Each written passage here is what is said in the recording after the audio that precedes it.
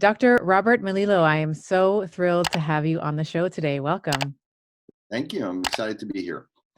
Your work has been such an influence on not only as a mother to my children in terms of how I care for them and watch their development and their, the developmental milestones, but as a clinician, treating my pediatric patients. And I would when I would have a child come in, it was usually the mother was at the end of her rope and somehow, tried all the different things. And finally someone said, go see Dr. Stephanie, see if she can help you. And, the child usually had some sort of sensory processing issues or whatnot and felt like, the allopathic or traditional model had really failed them. So before we get into your seminal work, of course, we're going to be talking about hemispheric imbalances. We're going to be talking about retained primitive reflexes and some of the rehabilitation frameworks that you have in brain balance centers and in your research and your work. Let's just introduce you to the listener. I mean, you are sort of a, rock star. You're really well known in the chiropractic community and in other, bodywork communities, medical communities. But for someone who hasn't necessarily, heard of you, how you got into this work, I'd love to know what your origin story is, if you can share that with us. Sure. Origin story. I like that. It's kind of like a superhero type of You thing. got it. You got it. Super villain. Yes, initially started my career as a chiropractor. I got into chiropractic because I was an athlete my whole life. I had a football scholarship in college, and I was had struggled with a lot of injuries, of course, that other people had, knee surgery at a young age. And I wanted to go and be a sports medicine doctor. I wanted to work with athletes. But my chiropractor, one weekend, I was home during football season. I injured myself, and I was told by the team orthopedist that I couldn't play that week. And I saw the chiropractor, and within a day, he had literally fixed the problem. And I actually went and had the best game of my career that weekend. But he said to me, "Why are you going to medical school if you want to work with athletes? Who do you come to when you have an injury?" And it was always him. So I went to chiropractic school, and when I was there in my first semester, I fell in love with neurology. We had really intensive neurology courses. And, at that point, I wasn't even that aware that the basis of all chiropractic is neurology, really the brain, with chiropractic really being discovered when a spinal adjustment helps somebody hear, which means that from the very beginning, it changed somebody's brain and someone's perception of reality and their ability to be aware of what's around them. So, I fell in love with neurology. And so the idea of being able to mix some sort of like sports rehab with neurology was my focus. When I graduated, I immediately enrolled in a subspecialty program for 3 years in neurology. I was one of the first chiropractors in the world. I was actually in the first group to ever get a diplomate or subspecialty in neurology. And then I did it. And then I also got one in rehab.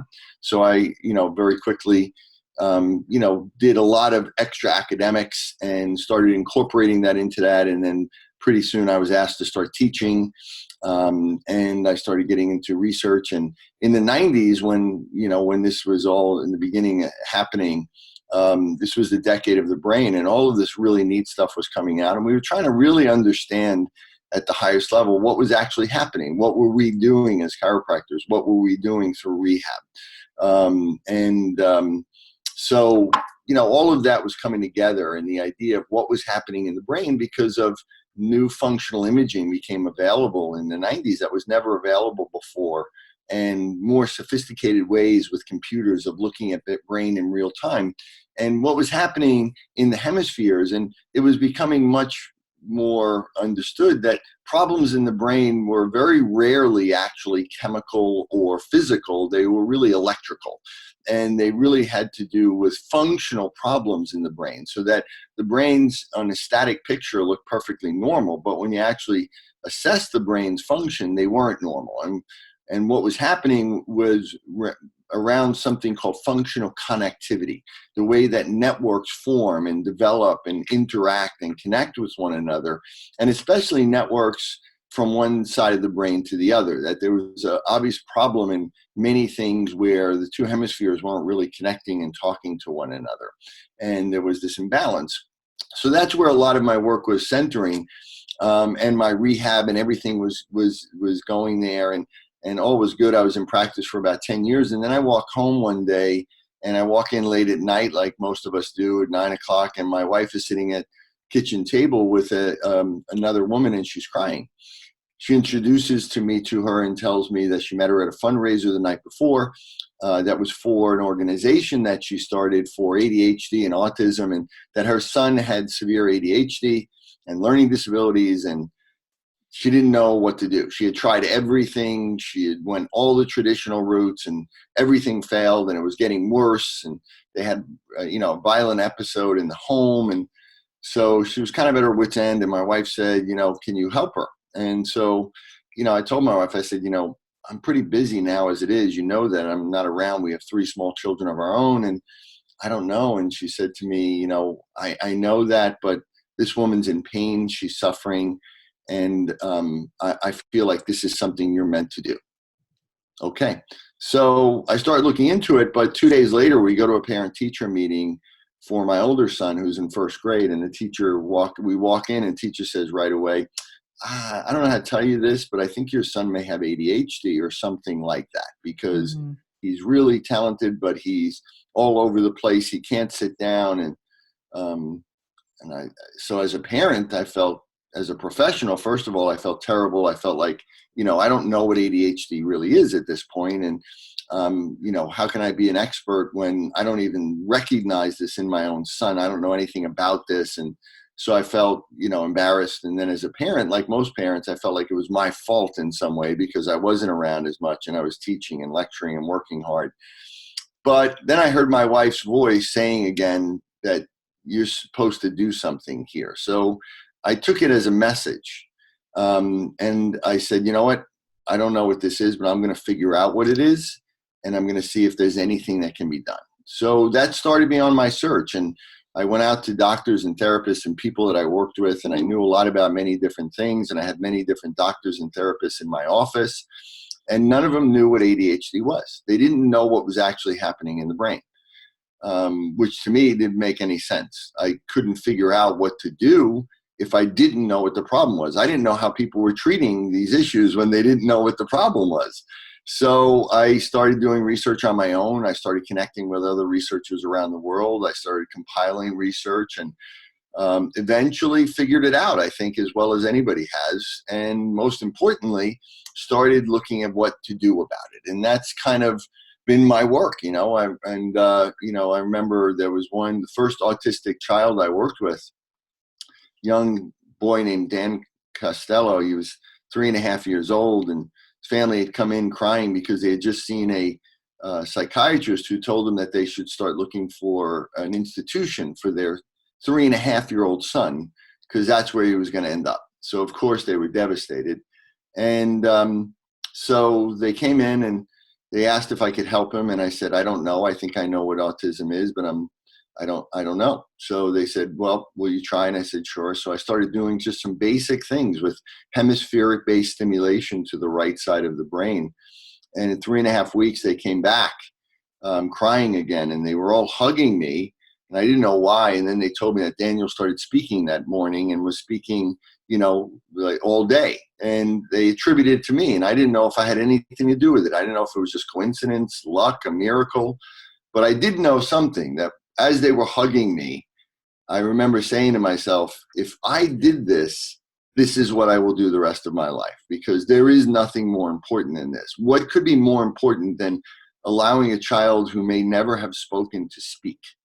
And so I dedicated my life to that. And this is where it is. I started a company called Brain Balance Achievement Centers. We have over 140 centers across the country, using the work that I've developed on children with all different types of issues, and teenagers and adolescents and young adults. And we've worked with somewhere around 40,000 kids over the past 10 years. And we have, a huge success rate. And I continue to do research. My own practices in New York City. I have 5 best-selling books. I have a textbook. I head up a research lab. I've written a number of scientific papers and texts, one text in particular called Neurobehavioral Disorders of Childhood. an evolutionary perspective, which was really the compilation of all of those 10 years of research that I did. It has over 4,000 references in it, and basically, defines what I believe is actually happening in the brain. That's incredible. Thank you so much for sharing that. Let's dive into some of your work. So for someone who's never heard of what a hemispheric imbalance is, let's define that for the listener.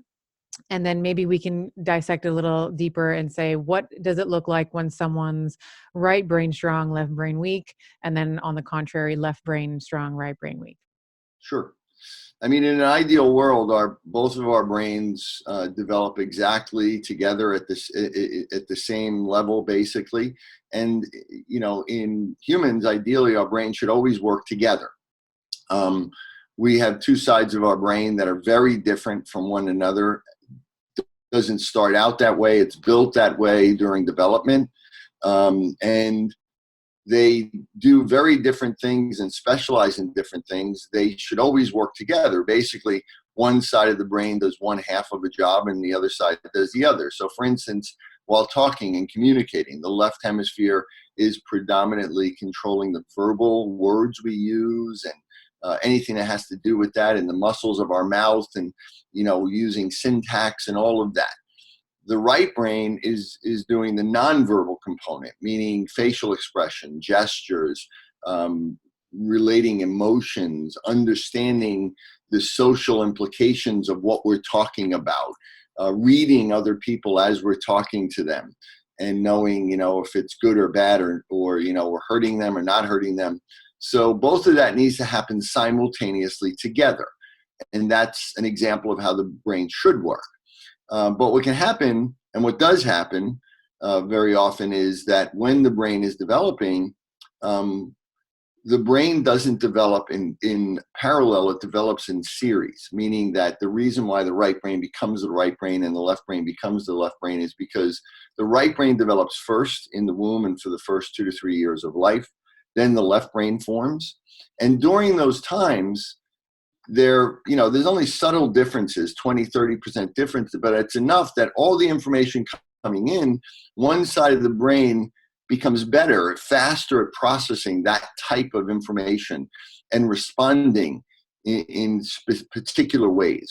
So the experience that we're having during those 3 years shapes the basis of what the right brain will be better at. And then the left brain kicks in, and then the left brain is better, a little bit better during that phase. And that little difference that grows over time, this side of the brain gets better and better and better at what it does. And the other side of the brain gets, worse and worse and worse at doing that. And it gets better and better and better and better and better at what it does. And so the brain becomes very asymmetric, and we have all these different areas. So it's really like having two brains in one. So obviously it's an advantage. The potential problem, though, is that as the brain becomes so separated from a standpoint of specialty, it is more important that the brain can integrate with one another, that it can coordinate and synchronize so that we can bring all of these individual areas to work together. And that's what a thought looks like. That's what a memory looks like. That's what an idea looks like. It's really a series of different activities and different networks in different parts of the brain, all doing different things and specializing it, and then blending it all together to get a whole picture of our world around us and what's happening from instant to instant to instant. This is constantly happening instantaneously in our brain. Now, what happens quite often is that in the womb or early in development in those first 6 years, one side of the brain may be delayed. The genes associated with expressing itself and creating these connections become delayed for various environmental reasons. And when one side of the brain is slowed, if the right brain, period, if it slows in its development, the left brain may kick in too early. And so what ends up happening is we end up getting one side of the brain that really accelerates in its development, and the other side really is delayed. And we get what we call a developmental asynchrony. And the brain builds from the bottom up, and then the brain grows and then it's supposed to come from the top down and regulate everything like a puppet master. It regulates everything, our heart rate, our blood pressure, our digestive system, everything, our immune system. And if there's any problem on the way up where the brain gets stuck, what will happen is we get this developmental imbalance where we have certain areas of the brain that are too advanced and too high and hyper connected. And we get other areas of the brain that are underdeveloped, immature, and hypo-connected, and they can't share information together. And this produces symptoms that we call something like ADHD or autism or OCD. And what we're looking at is the symptoms of something like OCD or ADHD is basically that we have areas in the left side of the brain that are hyperactive, areas that promote movement or promote thinking or promote behaviors. And what happens is those areas are hyperactive and hyperconnected. So we're obsessive and compulsive and hyperactive or impulsive, or we have tics, or we have vocal tics like Tourette's. And the right side of the brain, which is more inhibitory, can't shut that off. And the right brain also is what pays attention. The right brain knows nonverbal cues. It's more about social. It's about emotional. It's about coordinating our body and feeling our body in space. And so we have a deficiency of both. So with ADHD, we have attention deficit hyperactive disorder. The attention deficit is from the right brain being underdeveloped. We have lack of attention. Something called the dorsal attention network isn't fully formed from the bottom up. It never really grew. It never really matured. So it's immature. Like, every 2-year-old kid has ADHD, right? Because they're immature. Their brain is immature. But the left brain is hyperactive.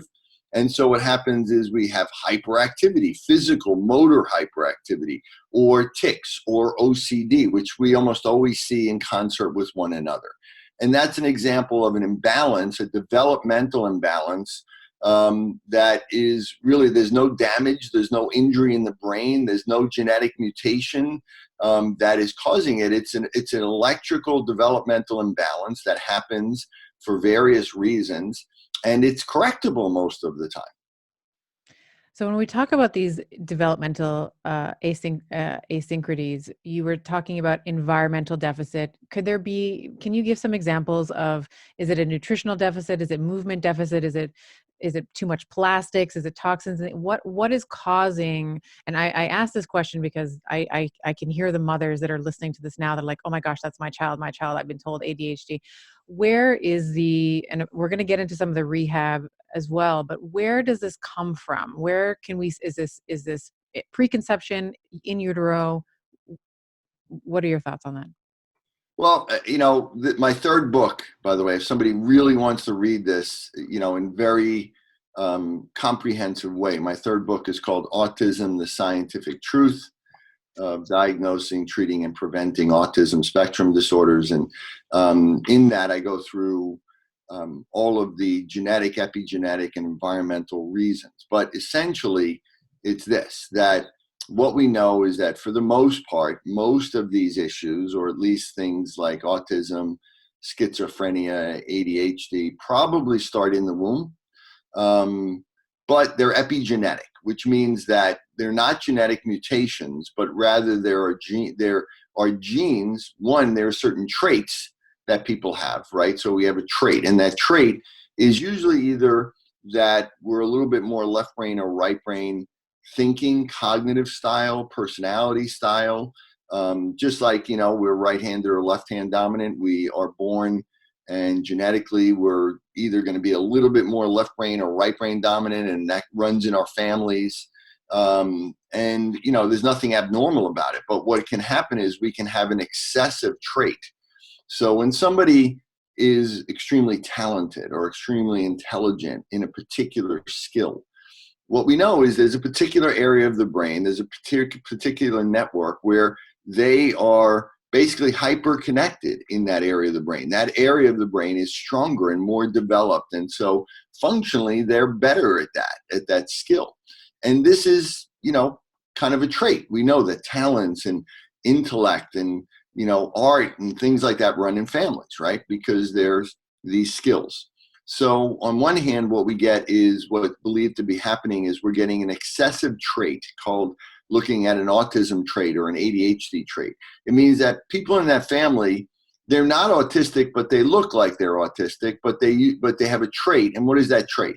So with ADHD, autism, and schizophrenia, it's been referred to as a intellect trait, right? Meaning that I call it a left brain dominant trait. So these are people in families that tend to be left brain dominant naturally. They have stronger networks on that left side of the brain. And when you're strong in one trait, you're a little bit decreased in the opposite trait on the opposite side, right? And normally, traits should be in about the middle where we're about equal with everything. But as we get stronger traits, we get weaker traits on the other side.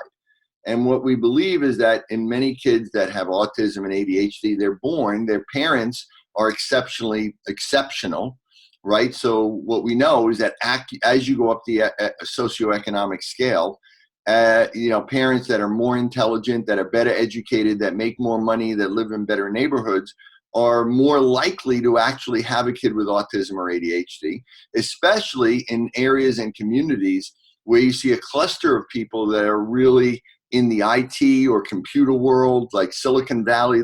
There's like 1 in 10 children have autism, and other people around the world. So these are left brain dominant people. They have an excessive trait. If both parents come together, the child has an excessive version of that trait. And then environmental factors can mix with that to basically go over what we call the cliff edge. So they have an excessive trait here and they have a deficit of a trait on another area. And that combination is partly what loads the gun. And then different environmental factors that are prenatal or preconception or postnatal, any of those can affect that by chemically interacting or affecting the expression of genes. So basically, what we see is these methyl markers, or what we get is called DNA methylation, where when we do something with our body that's unhealthy or not good, we produce methyl molecules. These methyl molecules can attach to our genes and can block that gene from being read and transcribed. And it's not damaged, it's not broken, it's there, but it's not being read, but it looks like the gene isn't there. It looks like a gene mutation in that we don't produce the proper protein, and so therefore we're missing something, or we're deficient in something, or we don't have enough of something. And what we know is that 85% of our genes are there to build our brain, especially during development, and they're mostly about forming connections in our brain, what we call functional connectivity. So what happens is these environmental factors more likely affect the formation of connectivity in the brain during development. And since we're developing the right side of the brain in the womb in the first couple of years, that is most likely impacted, but it can also impact the left side of the brain. And whichever side is affected more, again, we get this, and then this is superimposed on our natural strengths and weaknesses. And all of that comes together, I believe, to produce what we see as these deficiencies or deficits. And I tend to agree with you on the left brain dominant. I would see clinically, so I know I want to talk about the two different prototypes or the two different presentations of a right brain dominant and a left brain dominant child. But in practice, I would see typically more left brain dominant kids, right brain weak. And they tended to, it was also much more prevalent in little boys. I wouldn't necessarily see it in girls as much. I had a couple stragglers. I definitely had some little girls with more left brain dominant characteristics, but it happened far more often in boys. And we can also see that in our diagnostic patterns too. So, boys are much more likely to be diagnosed with an ADHD label than girls are. So maybe what you can do for me and for the listeners is define what a left brain dominant, what some of those characteristics might be. I know one of my mentors, Dr. Michael Hall, who I know you are, very well, would always talk about this idea, and you've mentioned it a few times, that the right brain develops first, and then the left brain comes online. So things like giving, 2-year-olds and, 1-year-olds iPads, and we can get into the devices, I'm sure, in this conversation as well. But that is a risk for bringing that left brain activation and connectivity on too early. So let's define left brain dominant first, because I think that happens more commonly. Maybe you can comment on that. I just found that in my experience, the patterns I would always see more left brain issues and right brain weakness. And then we can get into the right brain dominant, left brain weakness as well. Sure. Okay, so left brain, what it does is it kicks in, like I said, later on. The right brain develops first. So around 3 years of age is when the left brain kicks in. And so, what's the number one question of a 3-year-old? Why, Why? right? They want to know why, mommy, why, daddy? Yeah. And they start really speaking up a storm, and they become much more verbal. They're, terrible 2s and 3s, basically. So they're very approach driven. They're very motoric. They're all a little hyperactive. They're all ADHD. And, we see that the left brain is really all about details, right? The left brain likes details. It wants details and details and details.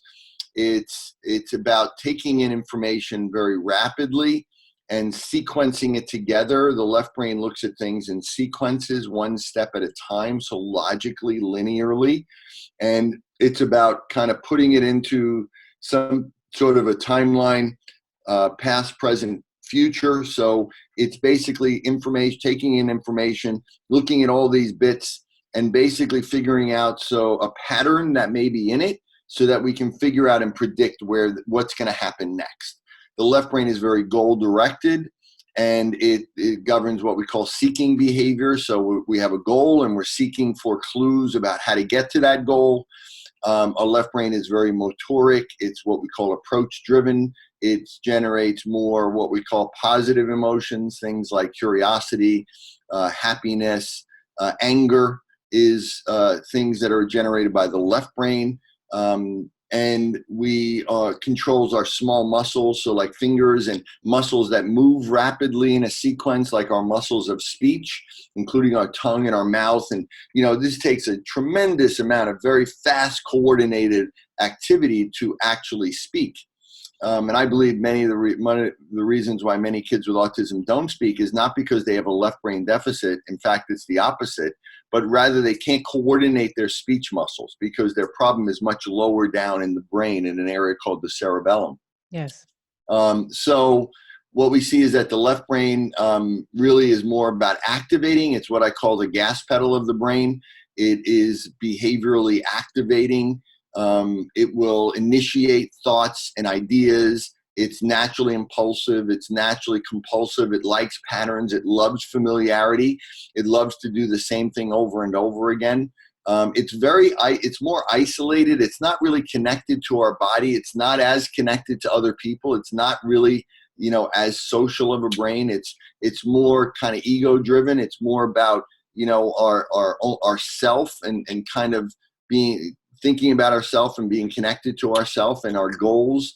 And so it's, a little bit kind of on the selfish side. The left brain is a little bit more, it wants to kind of seek a goal and get it and get reinforced. The left brain is more, there's neurotransmitters, dopamine and acetylcholine are more prevalent in the left side of the brain. So it's reward reinforced, which means that when we do, find a goal or get to a goal, we get a shot of dopamine, which rewards us. The only type of attention the left brain has is what we call focused attention. So hyper-focused attention, like we see in autism or like we see in other things like schizophrenia, is really a product of the left brain. But generalized, unrewarded, sustained attention is a right brain. That's the kind of attention we really need. The left brain is short-term, hyper-focused attention. So again, being goal-driven, seeking something or clues, getting reward reinforced very rapidly and frequently is what the left brain does. So one of the things that feeds into that are video games, right? Yes. Digital technology, Yes. video games. The left side of the brain is what governs addictive behavior. The reward center, called the nucleus accumbens, is what gives us that shot of dopamine when we get a goal, or when that makes us feel happy and joyful and things like that. And so that network is all those networks on the left side of the brain related to an area of the brain called the basal ganglia, and what's called the direct pathway, which is what it activates things. It turns things on. It increases our thinking. It increases our motivation. So if we have too much motivation, we're manic. That's too much left brain. If we have too little motivation, that's depression. That's a left brain deficit, right? So this is the left brain and the right brain. The left brain activates the immune system. So it increases our immune sensitivity and our antibody sensitivity. And so it's more prone, if the left brain is too active, we have a hyperactive immune system. We get autoimmune problems. These are kids that I see that, as soon as dairy is introduced to their diet, or even if their mother's eating dairy, they get eczema as a child or as an infant or in 3 months. I just have one child that I just saw the other day that at 6 months, they were giving him allergy shots. That's insane, right? That shows a super hyperactive immune system. Why would that happen? The only reason why it's really going to happen is because there's already a developmental imbalance, and the left brain is already online too early and it's too active. So that's the left brain. That's what the left brain does in general. All right. So, and like I was saying, that is really far more common in practice that I've seen than someone who is more right brain dominant, because we tend to, especially with modern life, there's like the devices and there's these little quick shots of dopamine, as you were saying, that can bring the left brain on too early. Well, there's And a I couple just, of factors, if you want. Just real quickly, what you had mentioned before very astutely was that you see more boys and right brain deficits. And so real quickly, the reason why boys is because, first of all, males are more right brain dominant. There's a slight difference between the male and the female brain, and the males are right brain dominant, and women are more balanced and more connected to begin with. Males tend to be a little bit more disconnected. So we also see that we all start out with a female body and brain. That's how everybody starts out. Females are actually the prototype of human. Even if you're an X or a Y chromosome, it doesn't matter. But so the female brain and body in a male has to be converted to a male brain and body in the womb. A female does not. So you need all these specific chemicals and hormones to be produced at exactly the right times and right concentrations to properly create a male brain. And males are more, and the right brain is more dependent on early on physical activity and environmental activity and stimulation. mhm. So if we don't get that type of activity, the right brain will be impacted most. So because we see that, there's anything that affects all of these different environmental effects are more likely, like maternal stress, are more likely to impact a male brain and not a female brain. Females aren't as dependent on the right side of the brain, and the right side of the brain is what's developing in the womb in the first 2 to 3 years of life, and is more dependent on physical activity, which we see less and less and less of in kids now. And like you just said, technology is now stimulating the left brain more than ever, and not only in kids, but the biggest epigenetic factor, I think, in having a child with an imbalance in their brain is if the mother and the father have an imbalance in their brains. And that is transmitted literally to the child. And so all of that comes together, I believe. The reason why we see more ADHD and autism, and 5 times as many boys that have autism than girls, and all of that, and why we're seeing so many right brain type of deficits. And schizophrenia is the same thing. It just happens later on in life, but we know it develops in the womb, and it develops, you can see it in childhood by delays in motor development. So if you're a mom who's listening to this and you're thinking, God, this is my kid, I know that some of this information can cause, a lot of angst and worry, but the good news is we're giving you the data, and the brain, I always say, there's this funny meme I always see online, the brain is the most important organ, according to the brain, but it's also one of the most malleable, adaptive organs that we have. So if you are seeing a deficit, if you are seeing some of these characteristics, just know that the good news is we're going to be talking about some tools in just a minute around what we can do. But before we do that, I wanted to move in to a discussion around primitive retained reflexes. I've made a list of reflexes for us to discuss. Um, I have to tell you, this was my primary. So when I would have a child in the clinic, I would, no matter what the age was, I would run through these. But I have to tell you, I would also see these in adults as well. And I've had a couple of examples of adults, adult males. They've all been males, where there's either been fecal incontinence overnight or urinary incontinence overnight. And we'll get, when we talk about the Galant reflex, we can kind of tie this open loop, but there's certain reflexes that are predictive of deficits, not only in childhood, but if they're not corrected, they will persist into adulthood as well. So let's just first define primitive reflex or retained reflex. What does that mean? Why do we have them? And how can they influence our childhood development?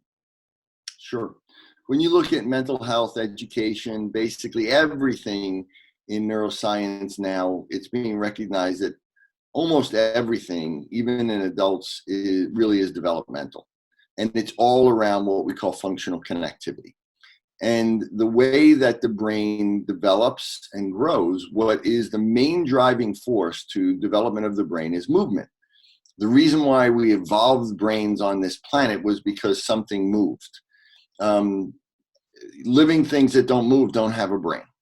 So in children, what we see is, first of all, in humans, we see every brain that has ever existed on this planet is in our brain, right? And we go through those stages during development. We're literally looking at us going through millions and millions of years of evolution as we go through these stages. And each stage is important because it's like building a building. You have to build the foundation and then the bottom floor and the next floor. You can't just go to the top floor. It doesn't work that way, right? We have to build these stages from the bottom up. So movement is what initiates it. What turns on the genes that build our brain, that allow us to engage our senses. So sensory feedback is what really turns on the brain, but feedback from our muscles and movement, which is what engages our vision, our hearing, and everything. And that is what initiates it. And when we're born, we don't really have a brain. We have 25% of our adult brain there. And we don't really even have much of a motor cortex, or we really don't have much voluntary control of movement at that point. We really only have a brain stem. So what we see is we need to move to build the brain to engage our senses, but we don't really have a brain to move us. So we're born with these reflexes that are called primitive or infantile reflexes that live in our brain stem at different levels. And they create these basic reflexogenic, kind of robotic, automated movements that allow us to move and do basic things to survive. They're believed that most of them are already in the womb, are already there. And it's believed that many of these are there to help us start building our brain somewhat as is in the womb, but also to birth ourselves. So to be able to help the baby get itself out of the birth canal by Yes. twisting or pushing against the side. Yes. And when babies come out, I've seen many videos of babies that are born like in water births, and as soon as they come out, you see them using these reflexes to get themselves out, and then they use them to like swim around. It's really pretty cool. They're there, and they are there to allow the baby to move and do things like root and suck so that they can feed themselves. To develop their inner ear vestibular system to protect themselves against falling, grasping reflexes to hold on, other reflexes to orient themselves to the environment. And some of these reflexes are also very tightly connected to the autonomic system, so that they allow them to self-soothe and to digest food, or to allow them to cry and scream and let the parents know when they're afraid. So we get these primitive reflexes, and they're there to allow us to move, to engage our senses, in increases feedback, and then that builds the next layer. Through that feedback, it builds the next story, and then that shuts off those reflexes from there and allows new reflexes to emerge that allow more sophisticated movement, more complex interaction with our environment, more sensory feedback, which builds the next layer, which shuts off that layer, and it goes on and on and on and on until eventually the brain grows. And ultimately, as the frontal lobe and the prefrontal cortex develop, that comes down and permanently shuts off all of these reflexes, that it integrates it into the nervous system. They're never really gone. And we know that if you have a brain injury later on in life, you have a brain injury as a child, they don't go away. And if you have a brain injury later on in life, they come back. But what isn't commonly known, because pediatric neurologists and people that look at development, they're aware of primitive reflexes. It's part of a normal, traditional pediatric neurology exam. It has been for decades. But they just assume that all these reflexes automatically go away 100% of time in every child without fail.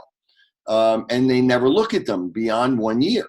What people that have looked at them have found is that sometimes they don't go away. And when they don't go away, they signify that areas of the brain are stuck in development or delayed or immature. And it causes what we call bottom-up interference, meaning the brain will never complete its bottom-up development. It's like, if all of a sudden, as you're building a building, all of a sudden you ran out of money and you can't build the next layer, or you develop one side of the building, but the other side you don't, or you have to slow down on the other side.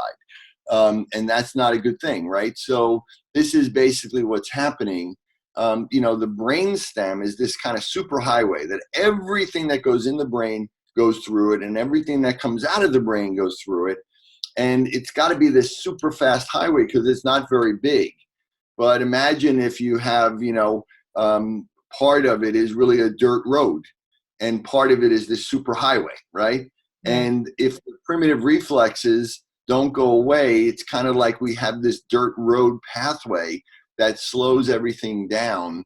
And so my work is really, really revolved around that. Right now I'm doing another doctoral program, PhD program, and my whole purpose of it is to once and for all permanently prove beyond a shadow of the doubt that primitive reflexes, if they don't go away in that first year, they will persist for the rest of somebody's life.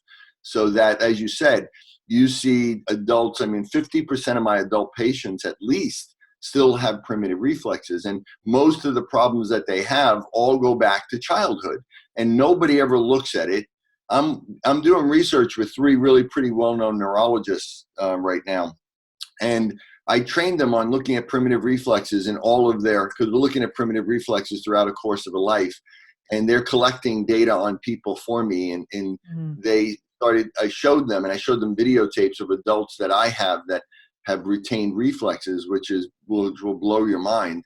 And they started looking at it on all their patients. And they just called me 2 days ago and said, this is unbelievable. Like, we cannot believe what we're seeing on all of our patients. And the fact that nobody knows about this, none of the other neurologists, none of the other doctors know about this. We show them some of your videotapes. We show them our patients, and they just laugh. It's like, it's absolutely remarkable, because when you get rid of those reflexes, the change that occurs is absolutely unbelievable. And many of the times what you see with reflexes, more often than not, is that not only they're retained, so many of them are bilateral reflexes, right? Like they happen on both sides of the body. And in an infant, they're supposed to happen equally. What you see is many of them are retained, but they're much more retained on one side than the other, or they're only retained on one side and not the other, which is an absolute indicator that one side of the brain is more mature than the other, right? That's what it means. Right. So this is what my work right now over the next 3 years is about, proving all of this, looking at functional connectivity in the brain in people that have retained primitive reflexes, and then doing things, especially hemispheric stimulation, that gets rid of the primitive reflexes, and then look at what happens in brain connectivity and in their cognitive and physical functions.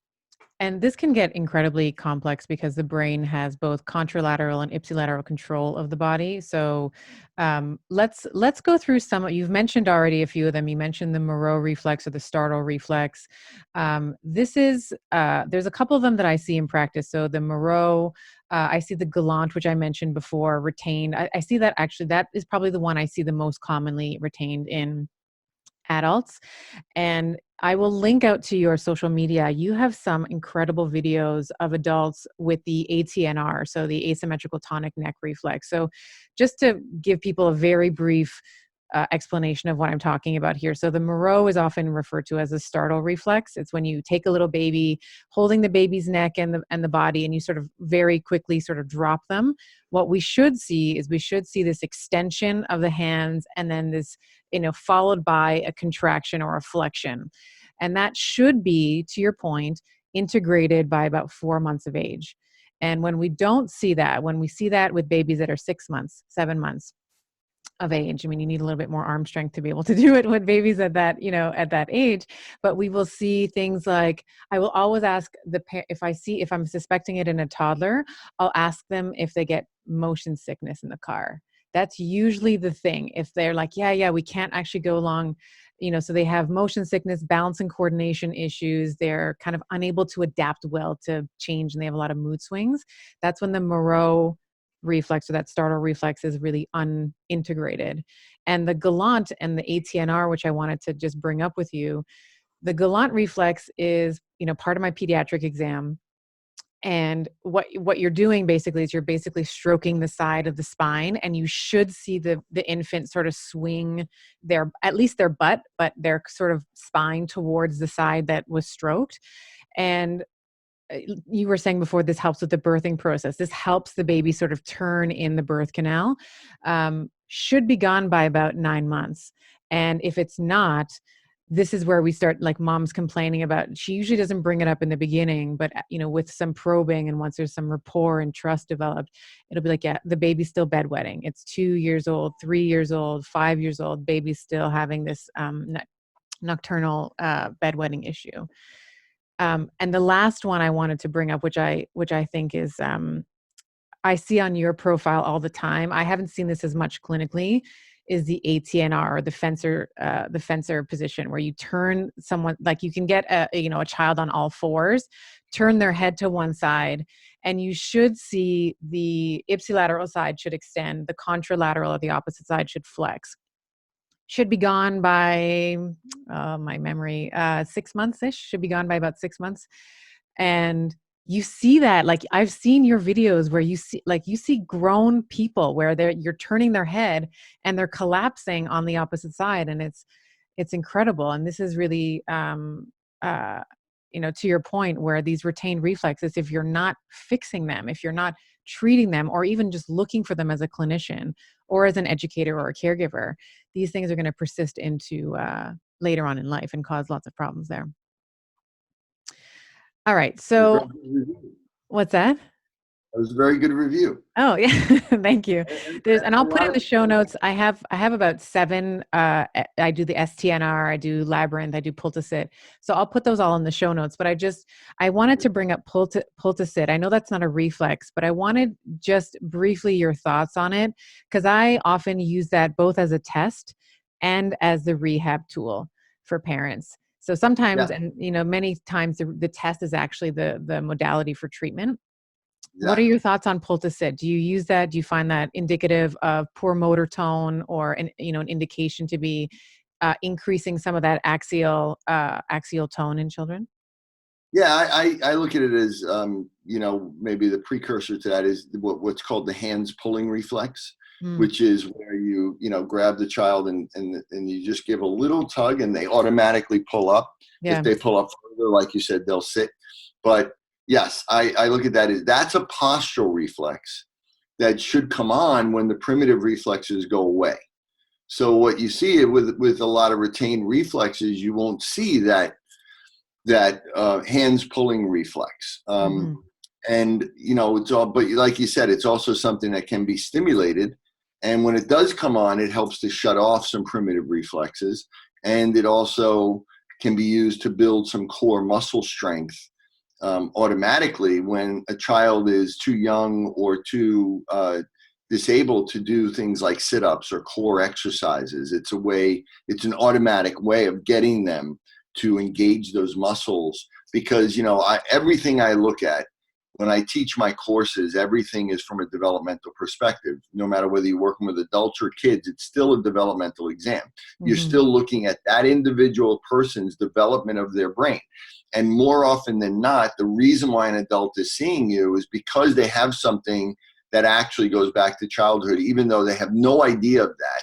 No one's ever mentioned that to them. They don't even know they have primitive reflexes, and they may come into you with some problem that doesn't look like it, like chronic digestive issues or gluten sensitivity, but yet it goes back to something that was a brain imbalance, and goes back to that point. And as you said, also many of these reflexes, especially something like the Moreau, is also very connected to the development of the sympathetic nervous system. So Yes, in the yes. womb, when the Moreau develops, it's when the sympathetic nervous system develops, and then we also have the fear paralysis reflex that is connected with the freeze response, or the old parasympathetic, and then ultimately in the brainstem, where we develop the most advanced or newer or ventral parasympathetic that inhibits everything.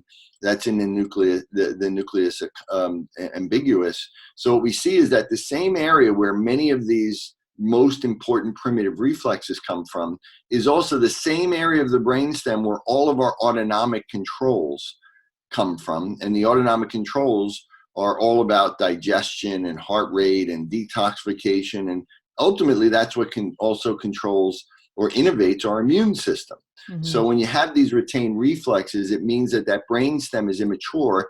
If the brainstem is immature, it means the autonomic regulation and immune regulation is also going to be immature, and motor control and muscle tone and all of that stuff is, they're all connected to one another. So I want to be respectful of your time. I know that we have some constraints. I know you're talking to me at a conference right now, so I appreciate you tucking out to have this conversation. In sort of wrapping up, let's talk about some modalities for how we can help these kids heal. So I know that physical rehab, really big part of my practice. I know it's been a really foundational in terms of your work with children. Can we touch on some physical and potentially some metabolic interventions that you like to see when we see some deficits like this, retained reflexes, or a left brain dominant or a right brain dominant kid? Sure. Two things. One is, if people want to see an example like you're talking about of many of these reflexes, they can see them on my Instagram. So if they go to at Dr. Rob Melillo, my Instagram, there they can see a lot of these. I'm always posting examples. And if they want to really read up on what to do about these problems and how to assess their child, obviously my book Disconnected Kids is Yes. where they should go to for that. But again, since the way my treatment approach is that even though these problems ultimately manifest as lack of development of the prefrontal cortex and different networks that ultimately control behavior, it's the problem isn't here. The problem starts way down at the bottom of the brainstem quite often, or somewhere along there. So because motor activity and sensory stimulation is the main foundation of driving the brain, the initial treatment really needs to be directed primarily towards motor sensory type of activity. So it all starts with, first, we have to get rid of these primitive reflexes. If we don't get rid of the primitive reflexes, we're never actually going to get this problem to be where it should be.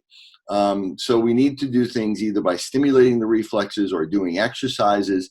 And what I've found is that to get rid of the reflexes really quickly, you want to couple that with specific stimulation of one side of the brain or the other. And to your point before, I actually have seen some of the worst adults with primitive reflexes that I've ever seen have been women with left brain deficits.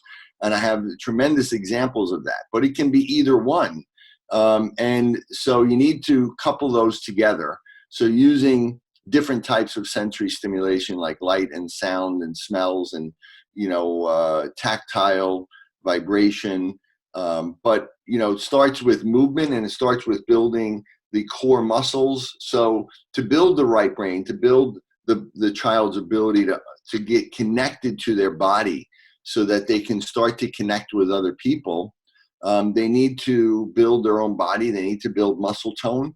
So they get rid of the primitive reflexes, and then they need to build core stability. They need to build the big muscles first. And then they need to build the inner ear system. So the vestibular system, which has two parts of it. And then they need to build the eye motor system. Yes. And then they build the brain. So our brain, which has two sides, is built on the only other systems that have two sides, which is our postural muscles and our spine, which is the driving force of all movement. And ultimately, we can't stand upright if we don't have that. So ultimately, that's the foundation: core stability, balance in the spine and in those postural muscles. And then we build the vestibular system on top of that. And then that is also used to build our visual and oculomotor system, which eventually becomes one of our dominant sensory things. But all of our senses then are built from there. But then those three systems are the foundation of building the two sides of the brain. So we go in those stages, right? We don't start with eye exercises. We don't start with inner ear stimulation necessarily. If they have primitive reflexes and they have problems with core stability, we're going to start there, and we're going to build up in that way. And then we're also going to couple it with sensory stimulation to one side of the brain or the other. And then, we're going to add other more complex things as we go along, and we can use electrical stimulation, and we can, eventually use transcranial stimulation. We can use electromagnetic stimulation. And ultimately, as the end stage, we use cognitive activities, whether it's academic, behavioral, or even things like neurofeedback. So, we have different stages at which we do these things that start with bottom up, and then we start coupling it up with what we call top down. The problem is that most of the treatment approaches out there for kids with these issues, whether they're reading problems, dyslexia, learning disabilities, processing disorders, whether they're, ADHD or autism or something else, they start with top-down therapy. They're starting at the roof when there isn't a roof there yet. So they're trying to use behavior, or they're trying to reason with them, or they're trying to get a child who can't read to read. We know that doesn't work. Or they're trying to use stimulation directly on the brain, or trying to use neurofeedback. And to me, you can't use those modalities until you build the bottom up. So, but you need to also do it in a balanced way. Otherwise, what's happening is you're going to make the imbalance worse, because if you have an imbalance and you just massively sensory stimulate or motorically stimulate the brain, what happens is the side that's more active responds first, and the other side doesn't. So what happens is you end up making this side grow faster, this side grows relatively slower, and you make that imbalance worse. So you need to be very specific as to what you're doing and where you're doing it and the modality that you're using. So, it's a little bit, that's where the art and complexity and going to someone that is really properly trained can do that. Robert, this has just been a wealth of information, for parents, for educators, but I think, we have a big population of clinicians who also listen to the podcast. We have PTs, DCs, DOs, OTs, all the letters. So this has been really, really great. I am going to link out to, if you're a parent or an educator, link out to your 3 books. They are highlighted and well read on my bookshelf. Any last sort of parting thoughts before we end our conversation and let you back into your conference? Yeah, I do want to, for the functional medicine people out there also, one of the things I didn't ignore, but it is very important, is the diet and nutrition component of this. But understanding that, there's a lot of misconceptions out there, people saying that, autism and all these things start in the gut. They don't. They actually start in the brain, but the gut is dysfunctional. And I wrote a paper a few years ago called Functional Disconnection. I put the link up on my Instagram as a functional disconnection syndrome, showing that all of the metabolic, dietary, nutritional, hormone issues that you see in people with autism could be explained by an imbalance between sympathetic and parasympathetic, and that is caused when the brainstem or the brain doesn't develop appropriately. So, it is very important to utilize those things. You can't really help someone fully if you don't eliminate foods that they're sensitive to or give them vitamins, but that isn't the primary cause. And the other thing is that if there are clinicians out there that want to learn, I have a course that I'm teaching in Atlanta right now. It's a fellowship course. It's 10 modules, weekend modules. It's also online as well. If they go to my website, they can find out drrobertmelillo.com. So they can take it online, they could take it live, they could take a mixture of it. And we're introducing some really cool modalities that are really the future.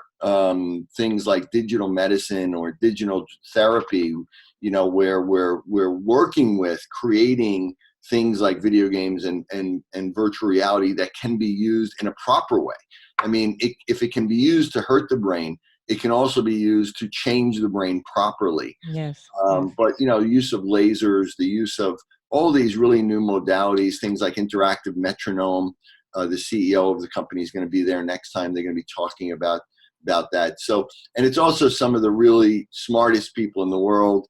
But also, it's simple enough that anybody. I've had parents go through this course and understand it and do it.